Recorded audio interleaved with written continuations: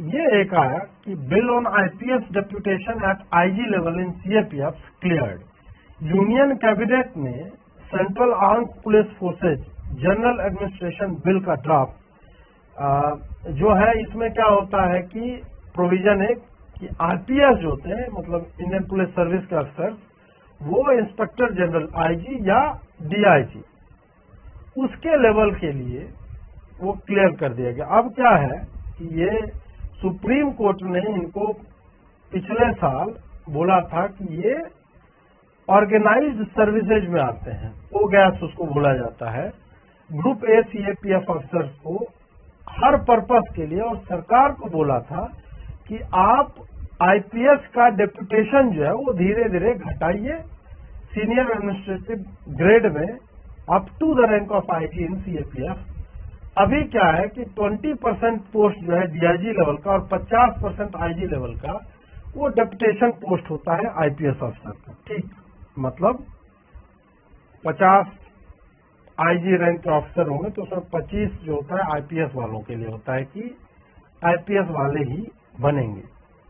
और लंबे समय से अर्धसैनिक बलों की ये मांग थी कि भाई हम लोग इसमें खट रहे हैं, हम नक्सलियों से लड़ रहे हैं, हम मर रहे हैं। ऑपरेशन सिंदूर में भी बीएसएफ का जो योगदान था वो अतुलनीय है। उसके बाद भी जितने इंटरनल स्ट्राइक्स होते हैं सब में हम मरते हैं, लड़ते हैं, और हमने आपने प्रॉमिस किया, मुकरे, फिर हमने केस किया high court, supreme court, review petition तक, और उसमें बोला गया कि भाई नहीं, ये आईपीएस धीरे धीरे हटाओ, कम करो। सरकार उसको पलट रही कि नहीं, कम करने की कोई आवश्यकता नहीं, ये सारा करके एक नया जो है वो कानून लेकर के आ रही है।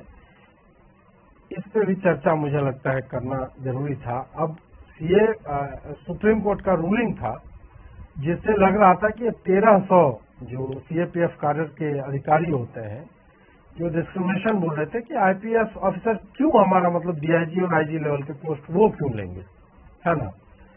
तो इस पे जो है लग रहा था कि सुप्रीम कोर्ट ने तो अपना काम कर दिया। अब सरकार जो है वो शाहबानो मोड में जाकर के बोल रही है कि हम जो है नया एक लॉ लाएंगे जिसमें गवर्नमेंट को डीआईजी और आईजी लेवल पोस्ट जो है सीएपीएफ कार्य ऑफिसर जो है वो मतलब जिस तरह से सुप्रीम कोर्ट ने बोला था भरने के लिए वैसे ये करना नहीं चाहते हैं। ठीक है, कोर्ट ने 2025 के अक्टूबर में डिसमिस कर दिया था रिव्यू पिटिशन को। सरकार अभी भी ऐसी रूलिंग को जो है वो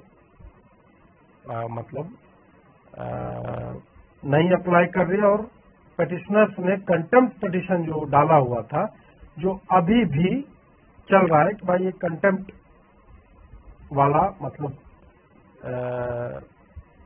सरकार जो है आपकी बात मान नहीं रही, ये सारा कुछ चल रहा है। मैंने भी 2-3 जो अधिकारी हैं उनसे बात की, उनसे बात समझने की चेष्टा की, तो उनमें से एक ने मुझे बोला कि ये देखिए मोटा मोटी प्रेस विज्ञप्ति उनकी तरफ निकली थी, वो ये है कि एसोसिएशन जो है इनका, उन्होंने कहा कि ये विधेयक संवैधानिक हस्तक्षेप है और सुप्रीम कोर्ट के ऐतिहासिक फैसले को दरकिनार करने के लिए बनाया गया। ठीक, न्यायपालिका से यह सीधा टकराव है। मई 2025 में इन्होंने कहा यह एक ऑर्गेनाइज्ड सर्विस है, संगठित सेवा है, और गृह मंत्रालय को वरिष्ठ स्तरों पे आईपीएस प्रतिनियुक्ति को चरणबद्ध तरीके से कम करने का निर्देश दिया। उल्टा जो है ये लोग कह रहे हैं कि डीआईजी स्तर पे 20% और आईजी पे 50% का स्थायी कोटा अब करना चाहते हैं। इसमें एसोसिएशन ने कहा है कि वर्तमान में आईपीएस के लिए जो आरक्षित पद हैं वो लगभग आधे खाली पड़े हैं, जिससे नेतृत्व का संकट पैदा हो गया। दूसरी ओर 30 से अधिक वर्षों का क्षेत्रीय अनुभव रखने वाले अत्यधिक अनुभवी कैडर अधिकारियों को केवल इसलिए पदोन्नति से वंचित किया जा रहा है ताकि इन रिक्त पद को प्रतिनियुक्ति पर आने वाले आईपीएस अफसरों के लिए आरक्षित रखा जाए।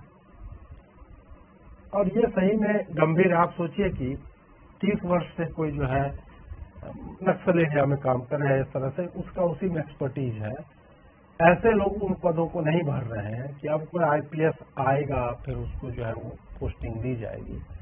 तो इस पे सरकार को विचार करना चाहिए और सुप्रीम कोर्ट में रिव्यू पिटीशन तक डालने के बाद आप किसके प्रेशर में ये काम कर रहे हो? आईपीएस के प्रेशर में। आईपीएस और आईएएस की लॉबी इतनी स्ट्रांग है इस देश में कि गवर्नमेंट को झुका लेती है।